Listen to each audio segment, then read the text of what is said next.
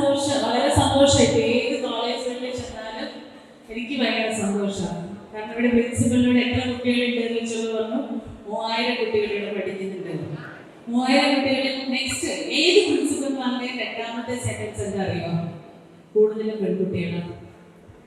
നമ്മുടെ കേരളത്തിന്റെ ഒരു പൊതു സർവേ എടുക്കുമ്പോൾ കേരളത്തിൽ ഉന്നത വിദ്യാഭ്യാസ രംഗത്ത് 60 മുതൽ 75% വരെ ആവറേജ് എല്ലാ ക്യാമ്പസിലും ആരാളുള്ളത്? ഗേൾസ് ആണുള്ളത്.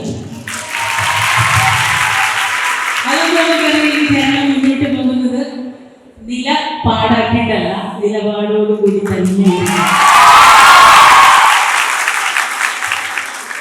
അക്കൂട്ടത്തിൽ പഴയ അസംബ്ലിക്കാരി എന്നുള്ള നിലയിൽ ഞാൻ ഭയങ്കര കാര്യം കൂടി പറയുകയാണ്. നിലപാടാക്കാൻ ഐഡന്റിറ്റി കാർഡുകളൊന്നും ഇനിയെങ്കിലും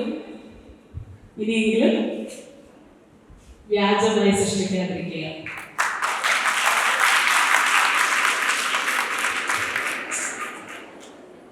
പകുതി പേർക്ക് മനസ്സിലായില്ലാന്ന് എനിക്കറിയാം. പകുതി പേർക്ക് മനസ്സിലാകാത്തത് എന്താ മനസ്സിലാകാത്തത്? നമ്മളെ ചുറ്റുമുള്ള രാഷ്ട്രീയ സംഭവ വികാസങ്ങളെ കൂടി മനസ്സിലാക്കുമ്പോൾ നമ്മൾ ഏത് നിലപാടെടുത്താലും ആ നിലപാട് ശക്തവും വ്യക്തവും ആയിരിക്കും. പക്ഷേ കാര്യമുള്ള കാര്യത്തോടെ എടുക്കുമ്പോൾ ഞങ്ങൾക്കൊക്കെ പരാതിയുണ്ട്. നിങ്ങളുടെ ജനറേഷനെ കുറിച്ച് എപ്പോഴും പരാതി പറയും, കൂടുതൽ കാര്യങ്ങളൊന്നും നിങ്ങൾ മനസ്സിലാക്കില്ല, അറിയില്ല എന്നൊക്കെ. പക്ഷേ അങ്ങനെയാണെങ്കിലും നമ്മൾ ചുറ്റിലും നടക്കുന്ന സംഭവ വികാസങ്ങളിൽ ഇവിടെ പ്രളയം വന്നപ്പോൾ, കോവിഡ് വന്നപ്പോൾ, പൗരത്വ ഭേദഗതി നിയമം ഉണ്ടായപ്പോൾ, ഇപ്പോൾ ഇവിടെ ഗവർണർ വന്ന് പ്രശ്നങ്ങൾ ഉണ്ടാക്കാൻ തുടങ്ങിയപ്പോൾ ഒക്കെ നിലപാടുകളോടുകൂടി സമൂഹത്തിന്റെ അച്ചടക്കത്തെ, സമൂഹത്തിന്റെ മര്യാദകളെ, സമൂഹത്തിന്റെ മതനിരപേക്ഷതയെ, സമൂഹത്തിന്റെ മൂല്യങ്ങളെ, ഭരണഘടനാ ബോധ്യങ്ങളെ പിടിച്ചു നിർത്താൻ എപ്പോഴും വിദ്യാർത്ഥി സമൂഹം ഇന്നും ഇവിടെയുണ്ട് എന്നുള്ളത് ഇന്ത്യയുടെ ഏറ്റവും വലിയ ആളായിട്ടുള്ള വലിയ പ്രതിഭാസമായിട്ട് തുടരുകയാണ്. അവിടെയാണ് നമ്മൾ കേരളത്തിലേക്ക് തിരിച്ചു വരുമ്പോൾ ഇന്ന് നിങ്ങൾക്ക് ഓരോരുത്തർക്കും, എൻ്റെ മകൾ ഉൾപ്പെടെയുള്ളത് +2 കഴിഞ്ഞപ്പോൾ കേരളത്തിൽ നിന്നിട്ട് കാര്യമില്ല, ഇവിടെ പഠിച്ചിട്ട് കാര്യമില്ല, അങ്ങനെ ചിന്തിക്കുന്നവരാരൊക്കെയുണ്ട്? ഇവിടെ പഠിച്ചു കഴിഞ്ഞാൽ പുറത്തേക്ക് പോകണമെന്ന് ആഗ്രഹിക്കുന്ന എത്ര പേരുണ്ട്? പുറത്തു പോയി ജോലി ചെയ്യണം കൈവക്കിക്കോ, ധൈര്യമായിട്ട് കൈവക്കിക്കോ. കുറേ പേരുണ്ട്, കുറേ പേര് കൈവക്കാതിരിക്കുന്നുണ്ട്. എന്തായാലും ഒറ്റയ്ക്ക് നട്ടലിൽ നിന്ന് ഒറ്റയ്ക്ക് പണിയെടുത്ത് ജീവിക്കണം തന്നെയല്ലേ നമ്മുടെ ആഗ്രഹം, അല്ലേ? അല്ലാതെ പെൺകുട്ടികളായതുകൊണ്ട് ഒന്നും വേണ്ട, കല്യാണം കഴിച്ച് വീട്ടിൽ ഒതുക്കി വീട്ടമ്മയായിട്ട് പഴയ പോലെ വേറൊരാളുടെ ആശ്രിതത്തിൽ വേറൊരാളുടെ അധ്വാനത്തിന്റെ പങ്കുവെച്ചിട്ട് ജീവിച്ചാൽ മതി എന്നുണ്ടോ? വലിയ സ്ത്രീധനമൊക്കെ മേടിച്ച് നല്ല അടിഞ്ഞൊരുങ്ങി നമ്മളെ മറ്റേ പരസ്യത്തിലൊക്കെ കാണുന്ന പോലെയുള്ള അലുക്കാസ് ജ്വല്ലറികളുടെയൊക്കെ പരസ്യത്തിലൊക്കെ കാണുന്ന പെൺകുട്ടികളെ പോലെ കല്യാണം കഴിക്കണം എന്നുള്ളവരുണ്ടാവും. നമ്മുടെ കല്യാണ സ്വപ്നങ്ങളൊക്കെ എങ്ങനെയല്ലേ, നല്ല ആഭരണങ്ങളൊക്കെ ഇട്ടിട്ട് ഉണ്ടെന്ന് പറഞ്ഞാൽ കേസെടുക്കും, ഉണ്ടെന്ന് പറഞ്ഞാൽ കേസെടുക്കും. പക്ഷെ നമുക്ക് ഇവിടെയാണെങ്കിലും എവിടെയാണെങ്കിലും നല്ല അന്തസ്സായിട്ട് നട്ടലിന് നിർത്തി പണിയെടുക്കണം എന്നുള്ളതാണ് നമ്മളുടെ ആഗ്രഹം. പക്ഷേ കേരളം മുന്നോട്ടാണ്.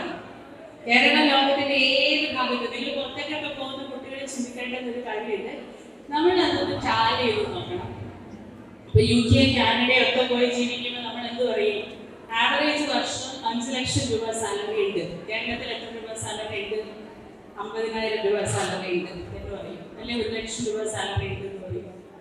ഈ 5 ലക്ഷം രൂപ സാലറിയുമായിട്ട് കാനഡയിലോ UK-യിലോ ജീവിക്കുമ്പോൾ അവിടെ ഒരു വീട്, ഒരു വണ്ടി, നമ്മുടെ അവിടുത്തെ ജീവിതത്തിന്റെ സാധാരണ മിനിമം സ്റ്റാൻഡേർഡൈസേഷൻ മീറ്റ് ചെയ്യാൻ നമുക്ക് 1 മാസം എത്ര രൂപ വേണം? യൂട്യൂബിലൊക്കെ നോക്കിയറിയാം, 5 ലക്ഷം രൂപ വേണം. ഇവിടെ നമുക്ക് 1 ലക്ഷം രൂപ സാലറി ഉണ്ടെങ്കിൽ 50,000 രൂപ കൊണ്ട് നമുക്ക് ഈ കേരളത്തിൽ ജീവിക്കാം, 50,000 രൂപ സേവ് ചെയ്യാം. അത് അങ്ങനെ ഒരു സ്ട്രാറ്റജി ഉണ്ട്. രണ്ടാമത്, ഇവിടുത്തെ എന്നെ പോലെ ഇപ്പോഴത്തെ അമ്മമാർ 50 വയസ്സൊക്കെ ആവുന്ന 55 വയസ്സൊക്കെ ആവുന്ന അമ്മമാരൊക്കെ പറയും മക്കളെ പോയി രക്ഷപ്പെടുമെന്ന് പറയും. ഇത് കഴിഞ്ഞ് കുറച്ച് കാലം കഴിയുമ്പോൾ 50 വയസ്സ് 60 ആകും, 65 ആകും. അപ്പോഴത്തേക്ക് നിങ്ങൾ അവിടെ പോയി പഠിച്ച് ഒരു 5 വർഷം 2 വർഷമൊക്കെ പഠിച്ച് ജോലിയൊക്കെ കിട്ടി നിങ്ങൾ കല്യാണമൊക്കെ കഴിച്ച് നിങ്ങളുടെ ഒരു മക്കളെ തക്ക നിലയിൽ അവിടെ മെല്ലെ ജോലി എടുക്കാൻ തുടങ്ങുമ്പോഴത്തേനും ഇവിടെ അച്ഛനമ്മമാരെ കൈയും കാലും ഒക്കെ തളർന്ന് വയ്യാതെ മാനസികമായി തളർന്ന്.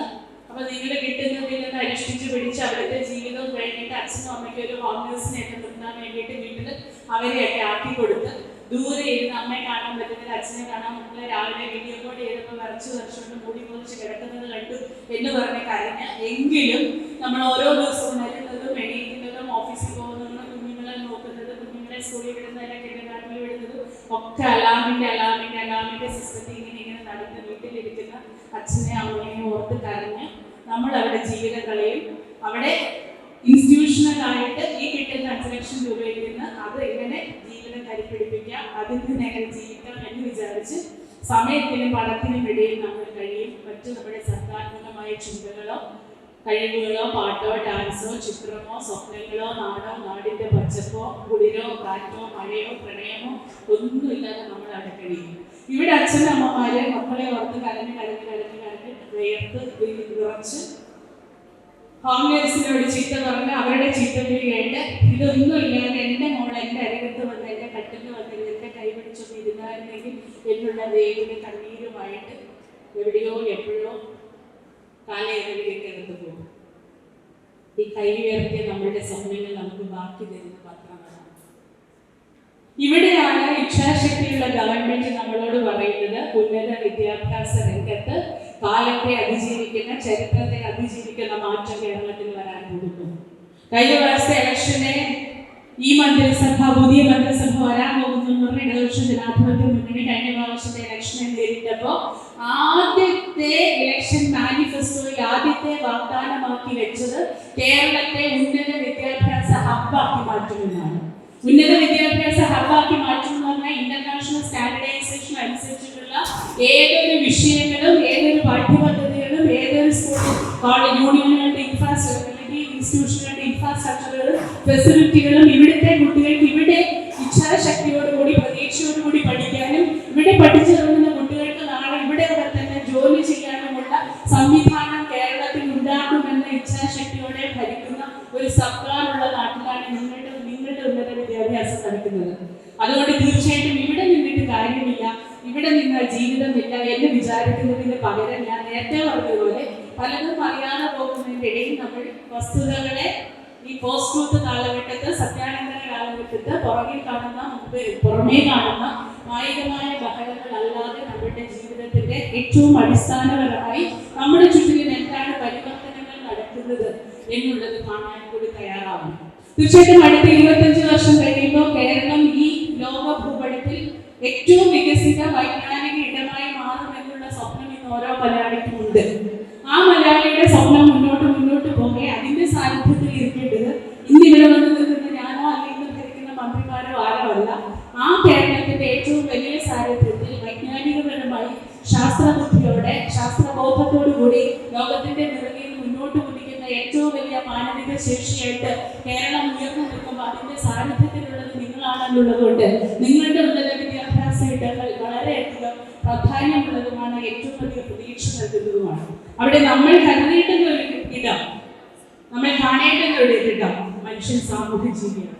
സമൂഹത്തിന്റെ എല്ലാ കൊടുക്കൽ വാങ്ങലുകളുടെയും ഊഷ്മളത അങ്ങോട്ടും ഇങ്ങോട്ടും സ്നേഹാപരമായി നല്ല മനസ്സോടുകൂടി സൗഹാർദ്ദപരമായി സർഗചേതനയോടുകൂടി കലാലയങ്ങൾ ഉണർത്തുന്ന ഏറ്റവും സർഗാത്മകമായ ചേതനയുടെ ഊടും പാവം ചെയ്തുകൊണ്ട് നിങ്ങൾക്കത് മുന്നോട്ട് കൊണ്ടുപോകാൻ കഴിയട്ടെ എന്നാണ് എൻ്റെ പ്രാർത്ഥന. ഒരുപക്ഷെ ഈ വേദിയിൽ ഞാൻ വന്ന് നിൽക്കുമ്പോൾ 30 വർഷം പൂർത്തിയാക്കുന്ന എൻ്റെ സിനിമാ ജീവിതമല്ല ഇങ്ങനെ വന്ന് നിന്നിട്ട് നിലപാടുണ്ടാക്കാതെ നിലപാടോടുകൂടി പറയാനുള്ള ധൈര്യം തന്നത് നിങ്ങൾ ആദ്യം നേടിയെടുത്ത പണി അസംഖ്യകാരിയാണ്. കോളേജിൽ പ്രീ ഡിഗ്രി ആയിരുന്നു ഞാൻ പഠിച്ചത്. പ്രീ ഡിഗ്രി കഴിഞ്ഞിട്ട് ഡിഗ്രിക്ക് വേണ്ട എന്ന് പറഞ്ഞ് എൻ്റെ അഡ്മിഷനുള്ള ആപ്ലിക്കേഷൻ മാറ്റിവെച്ച മാനേജ്മെന്റാണ്. ഇന്നത്തെ പോലെയൊന്നുമല്ല. ഇന്ന് കേരള കൗൺസിലിന്റെ വലിയ മാനേജ്മെന്റാണ് ഉള്ളത്. യൂണിവേഴ്സിറ്റിയിലാണ് ഞാൻ പഠിച്ചത്. അപ്പൊ കേരള കോൺഗ്രസിന്റെ വലിയ മാനേജ്മെന്റ് ആയതുകൊണ്ട് SFIക്കാർക്ക് ഡിഗ്രിക്ക് അഡ്മിഷൻ വേണ്ട എന്ന് പറഞ്ഞ ആപ്ലിക്കേഷൻ എടുത്ത് മാറ്റിവെച്ചു. പക്ഷെ മെറിറ്റിൽ എനിക്ക് തരുന്നില്ലെങ്കിൽ 3 പേരെ ആ കോളേജിൽ അഡ്മിറ്റ് ചെയ്യാൻ പറ്റുള്ളൂ. അങ്ങനെ ഒരു അവസ്ഥയുണ്ടായിരുന്നു. അതുകൊണ്ട് എൻ്റെ അച്ഛൻ ധൈര്യമായിട്ട് അന്നത്തെ കളക്ടർ അൽഫോൺസ് കണ്ണന്താനത്തിന്റെ അടുത്ത് പോയിട്ട് കളക്ടറുടെ സീറ്റ് വിതൗട്ട് മാനേജ്മെന്റ് പെർമിഷൻ കളക്ടറുടെ സീറ്റ് ഡയറക്റ്റ് അക്കോമഡേറ്റ് ചെയ്തു. പക്ഷെ അപ്പോഴും പ്രിൻസിപ്പൽ എൻ്റെ അടുത്ത് കണ്ടീഷൻ തന്നു, ഇലക്ഷന് നിൽക്കരുത്, SFIയുടെ ബാനറിൽ ഇലക്ഷന് നിൽക്കരുത്. എത്ര വർഷം മുമ്പാണ് ആലോചിച്ചു. ഇലക്ഷൻ നിൽക്കരുതെന്ന് പറഞ്ഞു. ഞാൻ ആ വാക്ക് വലിച്ച ഇലക്ഷൻ നിന്നില്ല. പക്ഷെ ഇലക്ഷന് നിന്നാൽ ഞാൻ എനിക്ക് വേണ്ടി മാത്രം പ്രവർത്തിക്കുമെങ്കിൽ ഇലക്ഷന് നിൽക്കാത്ത ഞാൻ ഇലക്ഷൻ ഡിക്ലെയർ ചെയ്ത അന്ന് മുതൽ ഇലക്ഷൻ കഴിയുന്നതിന് ഒരു ഒറ്റ ദിവസത്തെ ക്ലാസ്സിൽ കയറാതെ എല്ലാവരും SFIക്ക് വേണ്ടിയിട്ട് പ്രസംഗിച്ചു നടന്നു. ആ SFIക്ക് വേണ്ടിയിട്ട് പ്രസംഗിച്ച കാരണമാണ് ഇന്ന് രാജ്യത്ത് എന്ത് കണ്ടാലും അതിനോട് എന്തുകൊണ്ടെന്ന് ചോദിച്ചിട്ട് നിലപാടോടുകൂടി സമൂഹത്തിനോട് പ്രതിബദ്ധതയോട് കൂടി നിന്നുകൊണ്ട് എന്തുകൊണ്ട് എന്ന് ചോദിക്കാനും കലാകാരി എന്നുള്ള നിലയെ കലാപരമായി നമ്മുടെ സ്വാർത്ഥതയ്ക്കപ്പുറത്തേക്ക് കലാപരമായ സാമൂഹ്യ പ്രതിബദ്ധത ഉണ്ടാവണമെന്നും എനിക്ക് ബാലപാഠങ്ങൾ പഠിപ്പിച്ചു തന്നത് കലാലയത്തിൽ നിന്നുണ്ടായ ആ എല്ലാ സർഗചലനങ്ങളും ഉൾപ്പെടുന്ന കലാലയത്തിന്റെ ഏറ്റവും വലിയ തീക്ഷ്ണ ചുവപ്പുള്ള ശുഭ്രഭാഗ്യം പാർക്കുന്ന ചുവന്ന നക്ഷത്രം പോലെ തീക്ഷ്ണതയുള്ള കൊടികളുടെ കടിയിൽ നിന്നുകൊണ്ടാണ് തെറ്റുകളെന്ന് ചൂണ്ടിക്കാണിക്കാൻ ഇന്നും മറക്കാതിരിക്കുന്നതും. അതുകൊണ്ടാണ് നമ്മുടെ ചെയർമാന്റെ പാർട്ടിയുടെ നേതാക്കന്മാര് മറ്റേ എന്താ പറയാ ID കാർഡ് തിരുത്തിയത് തെറ്റാണ് ഇവിടെ വന്നപോലെ ഞാൻ പറയാൻ തയ്യാറായതൊന്നും അറിയിച്ചുകൊണ്ട് ഈ കോളേജിന്റെ ഇനാഗുറേറ്റ് ചെയ്ത് അറിയിക്കുന്നു. നമസ്കാരം.